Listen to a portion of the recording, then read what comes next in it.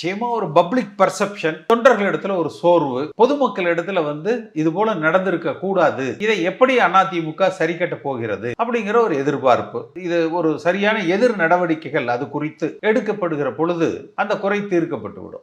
இந்த எலெக்ஷன் டைம்ல இந்த மாதிரியான மூத்தவர்கள் கட்சி வேற மாற்று ஏற்பாடுகள் செய்வாங்க. இப்போ அந்த கட்சியில எந்த முரண்பட்டவர்களாக இருந்தாலும் ஒரு இயக்கமும் எந்த தனி மனிதனையும் நம்பி இல்ல.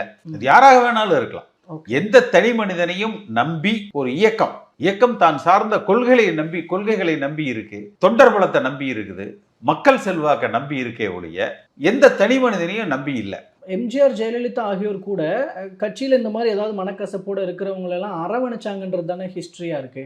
ஸோ அது போல தானே இப்போ இருக்க தலைமை இவரையும் அரவணைத்திருப்பார்கள். இவர் அவசரப்பட்டு விட்டார் என்பதுதான் என்னுடைய கணிப்பு. தாவேகா இவருடைய தாவலுக்கு அப்புறமா தாவேகா வளர்ச்சி பெறும், இவருடைய அனுபவத்தின் வாயிலாக நிறைய மாற்றங்கள் அங்கே வரலாம், அது வளர்ச்சிக்கு வித்திடலாம் அப்படின்னு சொல்றாங்க இல்லையா?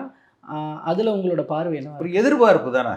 அந்த மாற்றங்கள் நடக்கிற பொழுது தானே அது நல்ல மாற்றங்களா அல்லது ஏற்றுக்கொள்ள முடியாத மாற்றங்களா அல்லது இவர் அங்க எந்த அளவுக்கு ஏற்புடையவராக இருக்கிறார்